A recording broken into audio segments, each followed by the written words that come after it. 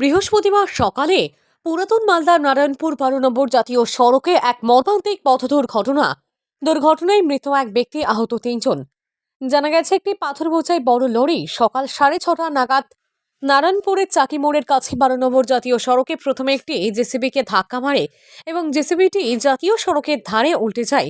ফলে জেসিবির চালক এবং খালাসি দুজনেই গুরুতর আহত হয় এবং আহতরা সম্পর্কে নিজের কাকা ভাস্তা।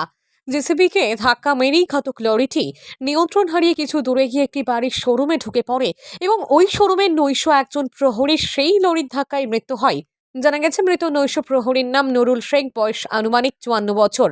পাশাপাশি লরির চালকও আহত হয়েছে। জানা গেছে, ঘাতক লরি চালকের বাড়ি মুর্শিদাবাদের ফরাক্কায়। ঘটনার খবর পেয়ে ঘটনাস্থলে ছুটে আসে এলাকাবাসীর মানুষ এবং মালদা থানার পুলিশ। তবে এলাকাবাসীর দাবি, জাতীয় সড়কে ডবল লেন হওয়ার ফলে লরিগুলো খুবই বেপরোয়াভাবে চলাচল করে এবং গাড়ির প্রচণ্ড গতিবেগ থাকে, তার জন্য এইসব দুর্ঘটনা ঘটছে এবং অকালে মানুষের প্রাণ যাচ্ছে। কটা নাগাদ আর কি গ্রামেরই জেসিবি তো ডাম্পে তেল ভরে যাচ্ছিলো কাজে আর কি, ওখানে প্রথম ফার্স্ট মেরে দেয় একটা 12 চাকা লরি। আচ্ছা, আসার পরে এখানে যে রয়্যাল গার্ডে নাইট গার্ড একজন থাকেন, তিনার ওপর দিয়ে তো পাশের বাউন্ডারিগুলো সব ভেঙে দিয়েছে। নাইট গার্ড যিনি ছিলেন তিনি তো ডেট হয়ে গেছেন আর কি, মারা গেছেন। কোথাকার আছেন উনি? সেটা জলঙ্গা বাড়ি। আচ্ছা, এখন বাকি জেসিবি ড্রাইভার খালাসির অবস্থাও খুব একটা ভালো জায়গায় নেই, সেই সিরিয়াস অবস্থায় কোথায় আছে? হাসপাতালে ভর্তি? হসপিটালে, মালদা মেডিকেল কলেজে। তো এই লরিতে কি আছে? লরিতে পাথর লোডে।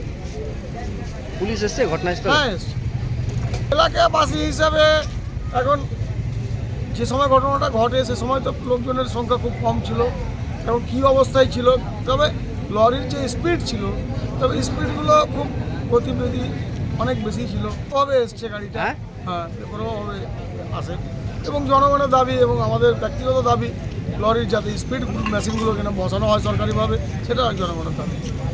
স্পিড মেনটেন্স করেই যদি গাড়িগুলো চলাচল করে, তাতে মনে হয় অনেকটাই মানুষ সুরক্ষায় থাকবে।